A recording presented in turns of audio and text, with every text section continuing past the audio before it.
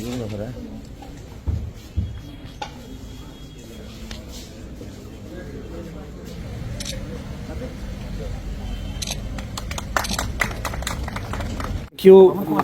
Commissioner Dr. Rakesh and his team, CMO Dr. Vijay is there, all BMOs and all health department.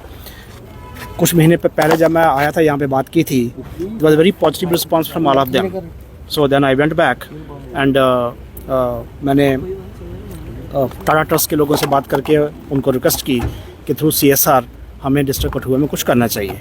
तो 2-3 ideas. One of course के tuberculosis के लिए Truenat machines, ambulances plus hypertension जो high blood pressure है जो community में बहुत लोगों को रहता है लेकिन पता नहीं चलता, उसको डायग्नोस करने के लिए एक तो हमें बीपी ऑपरेटर्स देने चाहिए at the community level, Asha worker को, आंगनबाड़ी सेविका को, और दूसरा फिर उनके थ्रू जो है हम ये स्क्रीन कर पाएँ, ये पता लग पाए कि किनको हाइपरटेंशन है किनको नहीं है.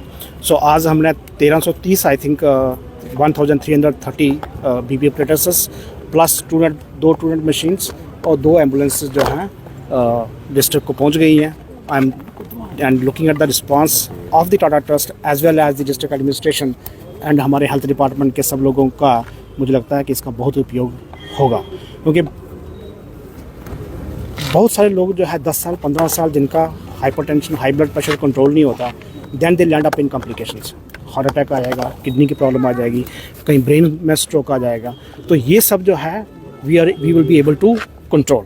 But I must tell you that this is not the end of our association. From now onwards, we will work in close coordination with the district administration, with the health department, and with the education department and other departments as well. And यहाँ से जितना हमसे possible हुआ हम support करेंगे through CSR and other initiatives to do good work in health. आप सबका धन्यवाद. आज जो यहाँ पे टाटा ट्रस्ट ने पहल करी है, ये CSR इनिशिएटिव में एक बहुत बड़ी और अच्छी पहल है. तकरीबन 60 लाख का खर्चा आज यहाँ पे टाटा ट्रस्ट ने CSR में कठुआ ज़िले को दिया है. तो district administration Kathua Tata trust से बहुत टाइम से हम लोग डिस्कशन में थे कि हेल्थ सेक्टर में कुछ करना चाहते.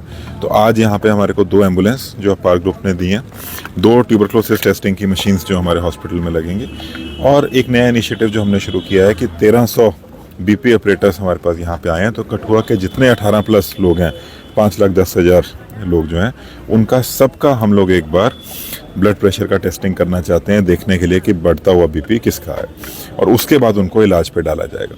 तो ये प्रक्रिया जो है हम अभी शुरू करेंगे जल्दी, अगले हफ्ते में. टीम्स घर घर पे जाएंगे और ब्लड प्रेशर का टेस्ट करेंगी.